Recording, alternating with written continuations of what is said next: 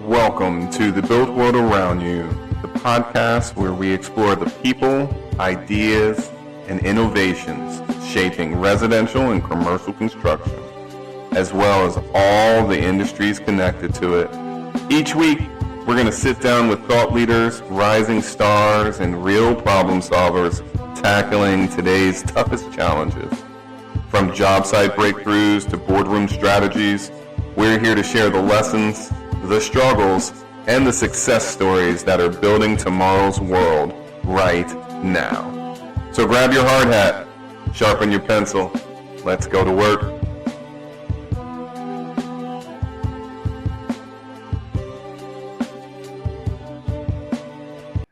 Welcome to the Built World Around You. I am your host, Bobby Thompson, president of Thompson Group Ventures, and I cannot tell you how excited I am. Words do not describe how excited I am to bring on our next guest. We're bringing on Karima Simmons of the National Housing Endowment, and she's an all-around go-getter, connector, wealth of information from her work with the endowment to her work at the NAHB and all of the outreach that she does at ACCE, as well as the student chapter of the NAHB advisory board. I can't tell you folks, this is going to be a great one to kind of chart a path on what's going on and how these institutions are educating their students, and from the student base and perspective, what's actually needed here today for the industry. So without further ado, get excited, folks, for Karima Simmons. Karima. Hey, Bobby. Hey, good to see you. You too. Thank you so much for agreeing to be on the show. Excited to share a virtual stage with you. Yeah, that was quite an introduction. I hope I can stand up to that. Well, it's real. I'm a huge fan of yours. Everywhere there is an event that is worth going to, one that I feel personally and I'm passionate about making an impact on, you seem to be there and have already opened that door and have given the blueprint and the how-to on how to make an impact, no matter whether you're an HBA member, a college or education institution, or a student. You are the one to go to for information. And I appreciate you for it. No, thank you. You and I met because we have a mutual, passion for just kind of ushering the next generation of talent in this industry. So that's kind of, been our connection. So happy Exactly. to share the stage with you. Well, you're coming off of the heels that we just had a conversation with Miles Cardenas, and you're coming off of the heels of the HBCU Student Leadership Program, where you actually spoke on a panel as well, correct? Absolutely. Yeah. So, I've known you for a couple of years. Before we get into it, because I'm going to be off to the races, there's so much I want to talk to you about. Okay. Give a quick introduction for the folks listening and watching. Who are you and what do you do? Sure. So I work for the National Housing Endowment, which is the philanthropic arm of the National Association of Home Builders. And our mission is all things construction education. We create and support programs that kind of fall into the three buckets: education, training, and research. So a lot of that support in many ways equals grant money and scholarship money. And we've got a number of grant programs that support the industry, and of course scholarships, because if we're talking about the next generation, we've got to help them pay for school. So those two things are super important in that work. So you're the rich auntie. I am the rich auntie. Yes. That's exciting. I just carry around money in my purse, my big purse. So for those of you listening, if you have not contacted Karima or the National Housing Endowment about the many ways that they're able to help fund either your organization or your student journey, you're missing out on the monies. Is that right? Yeah, and that's actually what I got to talk to the group last week about. NAHB. So the endowment is a co-sponsor for the NAHB HBCU leadership program.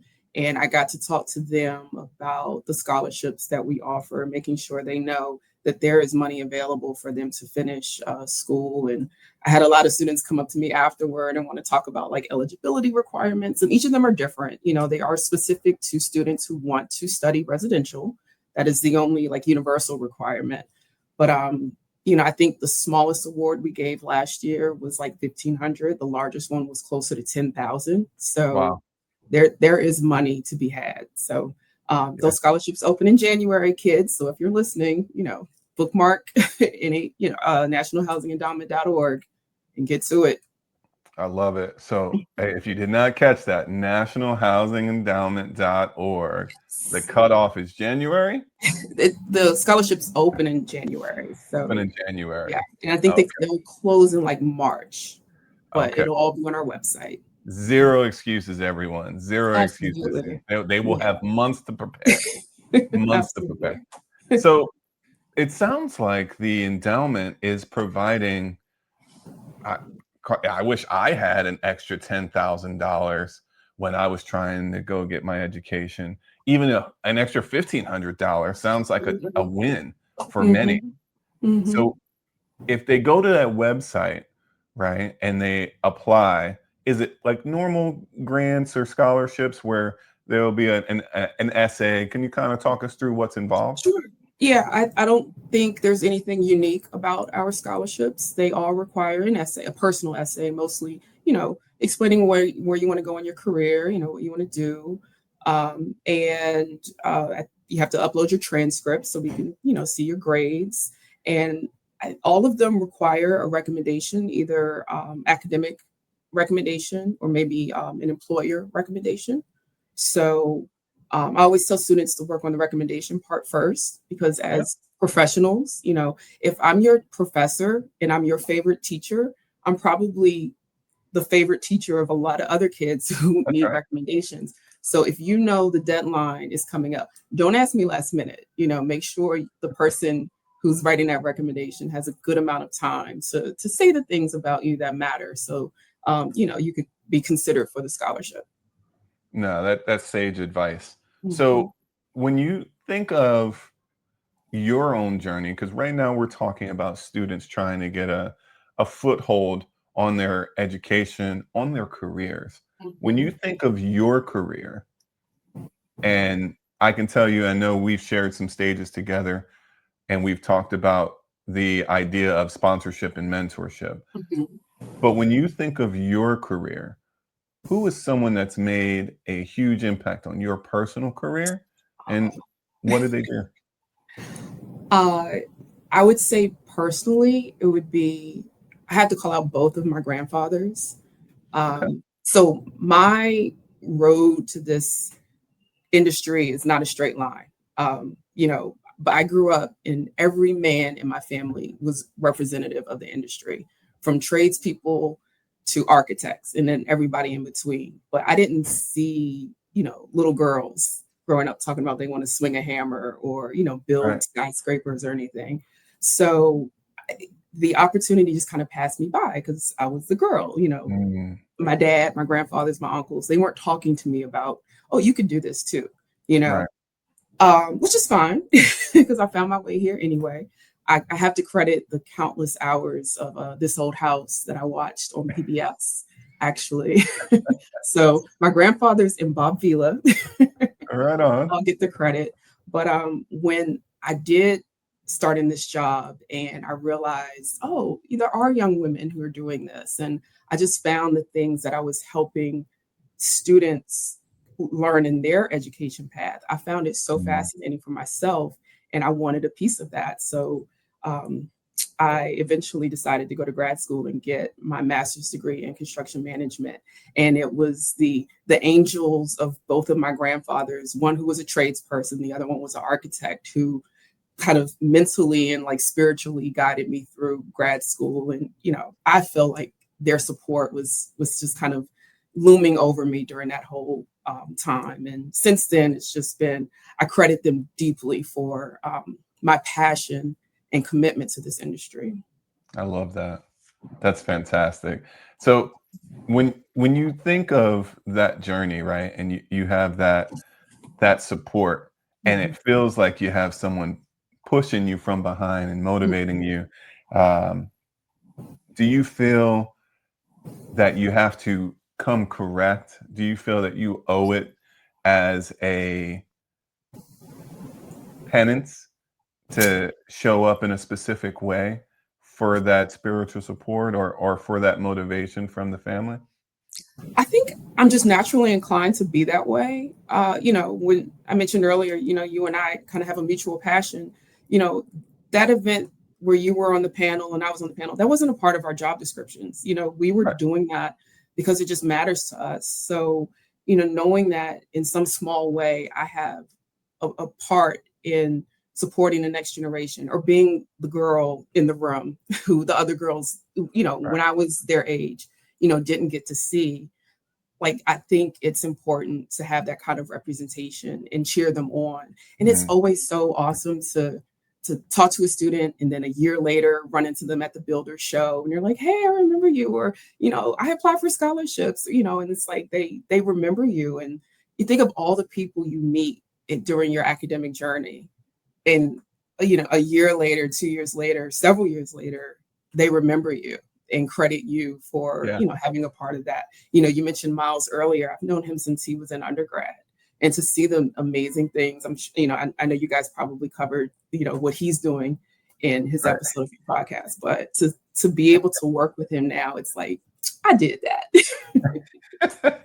So I take full credit. the river, that's fine. You're the auntie with the money. It's okay. Yeah.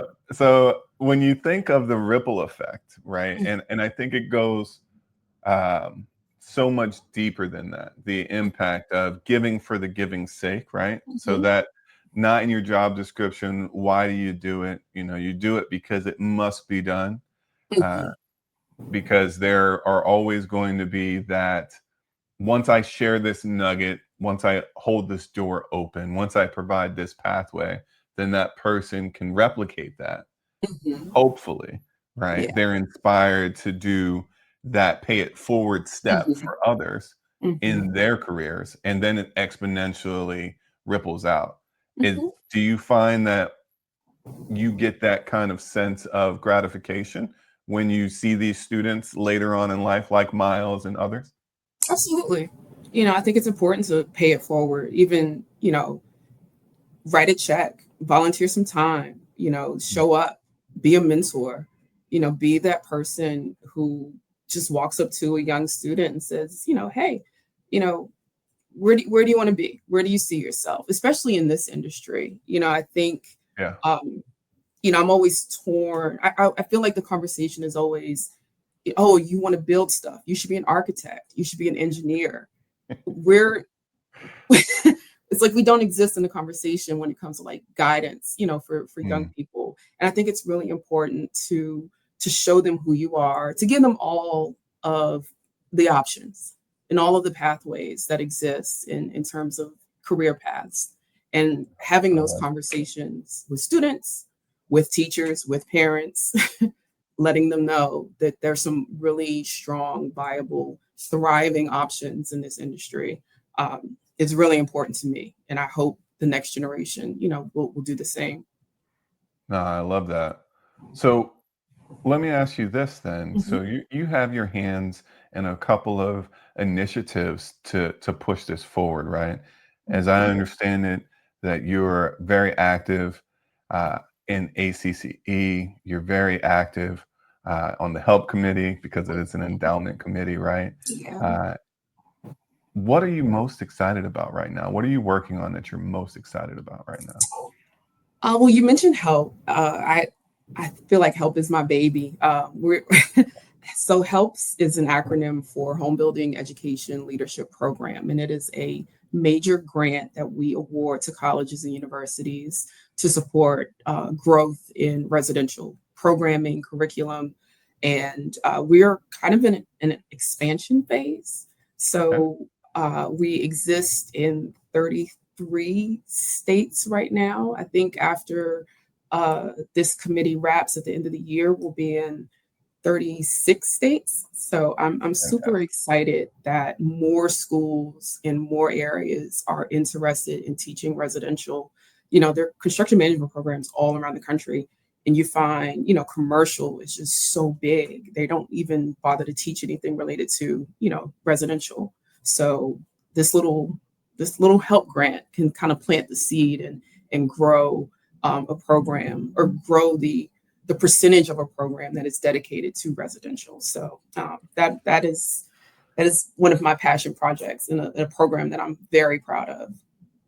Rightly so. It's very, very fitting, right? Is that there's such a huge labor gap Mhm, that we have. There's a labor shortage. Obviously, it's no shock to anyone everywhere. mhm, But more specifically, there is a labor shortage in residential construction mhm. for folks that have been educated and have attained the skill sets that will make them extremely successful no matter the organization that they join. And the institutions that only have commercial education programs actually limits the options for their students, Mhm. because as I found talking to these students, it seems like there's a huge desire, huge need Mhm. and draw to go residential path, but there's not enough institutions that are offering that pathway. Are Yeah, you finding that as well? absolutely. And like I said earlier, I think it's imperative that we give students all their options. If you want to build, a strip mall or a warehouse or a hospital, knock yourself out. But if you want to build homes, you should have that as an option as well. And, it's through the work of the help grant and support from our, state and local home builders associations that, exist in all these communities, that allow, programs to thrive. We've got about 60 help schools around the country, Wow. and it's really I try to visit them all, and it's always very interesting because there's 60 plus programs, and they're also very different. Some of them are 2-year programs, some of them have an emphasis on architecture, some of them have strong design programs and engineering programs. Uh, so it's you can find what you're looking for at almost any university in the country. And I'm very pleased that, the help program exists and is helping schools present residential options to as many students as possible. Yeah, that's great. So talk talk a little bit through, how does an institution, because I didn't know this until I started getting involved with the student advisory chapter. Mhm. Um, how does an institution even become accredited for residential construction? So, well, that's another hat that I wear. I'm also on the board of the American Council for Construction Education, and they are an accreditation group that accredits construction management programs. So I'm in 60 schools. I forget how many schools total are, ACCE accredited, but a school can start that process. It's usually about a 2-year process to kind of establish student learning outcomes, and be able to kind of present your work and kind of, check off some boxes and say that, Right. you are teaching to a certain level that uh, that will allow you to be accredited, which is important. You spend all this money on school. Right. It's good to know, especially for parents. It's like, all right, I'm not sending my kid off to a school that's just kind of throwing stuff on the wall to see what sticks. Like, they are accredited. They are teaching the latest and greatest. And, hopefully my kid is getting everything they need. And then, once they graduate, they will have some really strong foundational knowledge about a topic and be able to, start a career. So that has been my work with ACCE. And, they're growing, we're growing. We There's a different accrediting body. So not all of our schools are ACC accredited. Some of them are Okay. accredited through another agency, but they work in tandem, and to make sure that students have what they need to graduate. That's great. Yeah. So I think of all the folks that my story is a windy one as well. Mhm. And I think that if I had the access to an institution that gave me not only a commercial side but a residential side, Mhm. and gave me and equipped me with all of this knowledge that I've personally had to learn through trial and error, on the job training, and through the crucible of service, Mhm. right? So, man, how much of a leg up these students would have entering the job market fully educated, with internships and experiences and access through these affiliations with home building associations that are Mhm. at their local level. Man, they're sharp as a tack, these students. Absolutely. Listen, I think about my undergrad days, I was a mess. So, the fact that I work with students, they, as students in undergrad, are going to their, homeowners association meetings, and they're coming to the Builder Show, which is well, it's in Orlando next year, but usually in Vegas. And they're so professional and they're so committed. They know what they want to do and they are getting after it. And just to be 19, 20, and just be so polished and professional, and making these connections. We just published through NAHB an internship toolkit, so builders of any size, if they can afford to bring on one intern or 10 interns, this is a toolkit that we are providing for builders who kind of want to engage students while they're still students. Um, Yeah. be on the industry advisory boards, come in and guest lecture. There's one thing to learn about takeoffs. I can Google and read about takeoffs all day long, but it's another thing to have a professional come in and say, this is what we do day to day.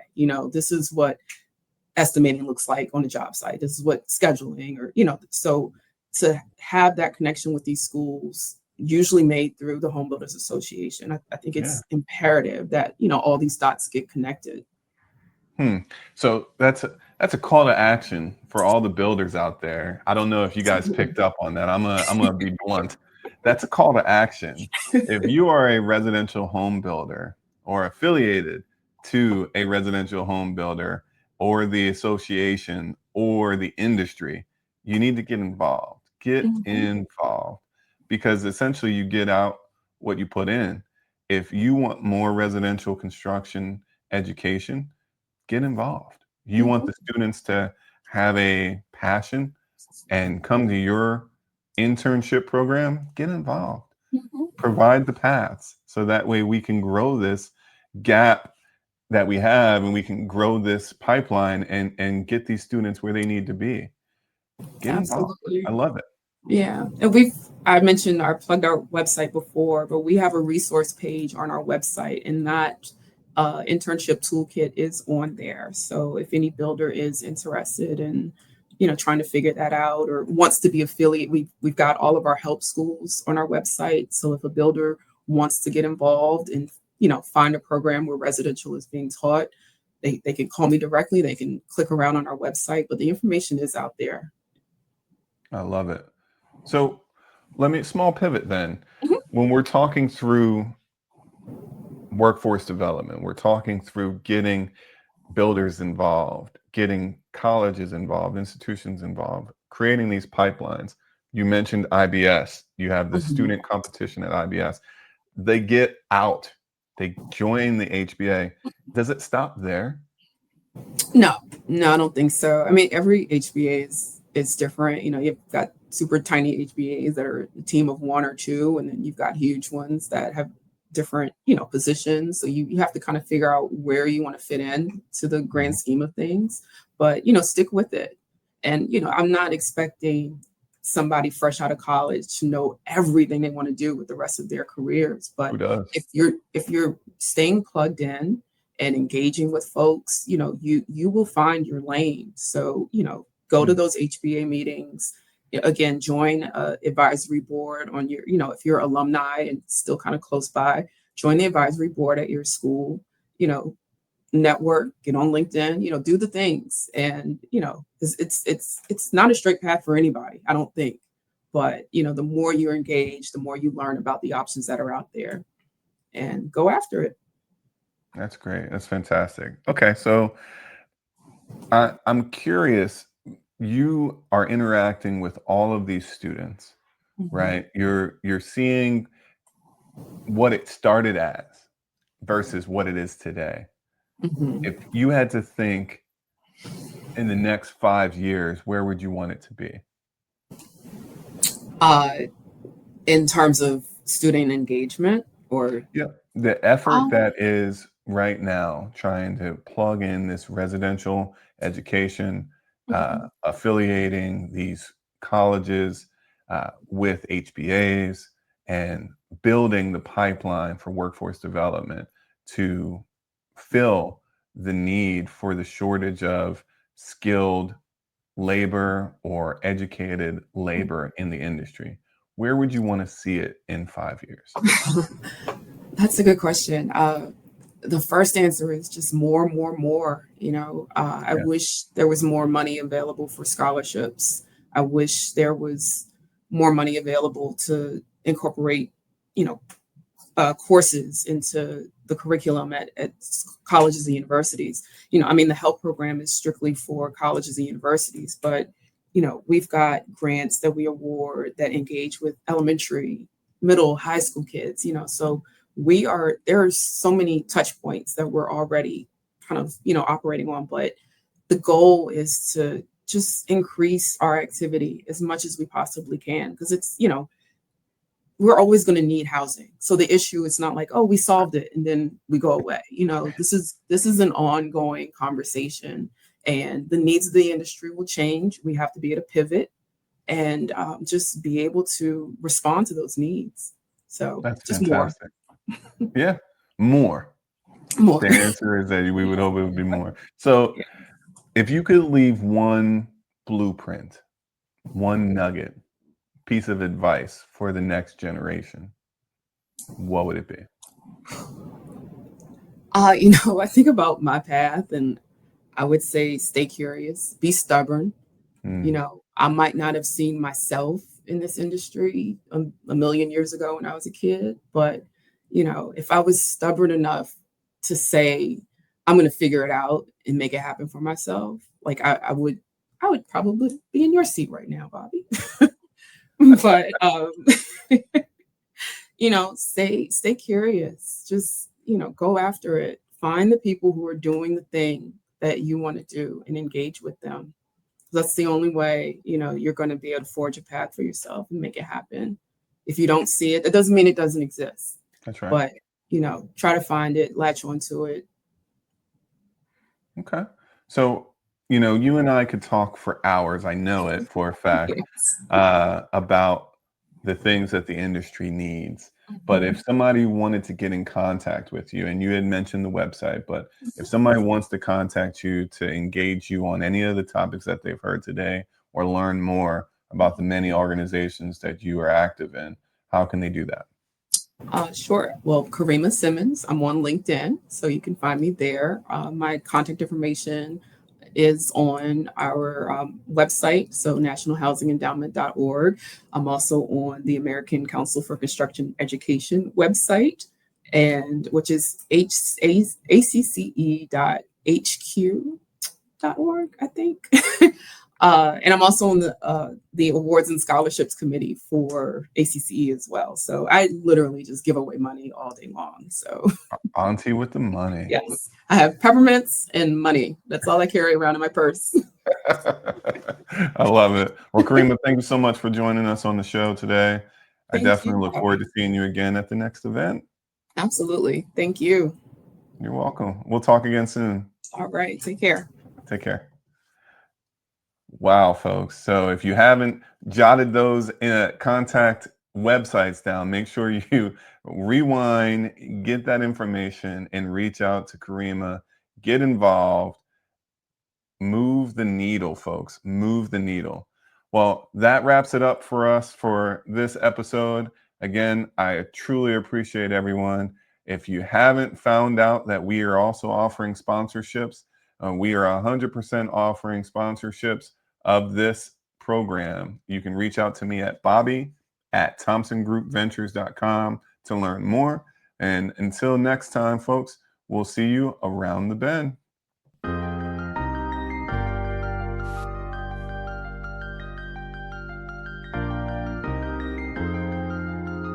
Thank you for listening to the built world around you. If today's conversation gave you new insights or sparked fresh ideas, be sure to subscribe, share, and leave a review. It helps more builders, leaders, and innovators join the conversation. Until next time, keep building smarter, leading stronger, and shaping the world around you.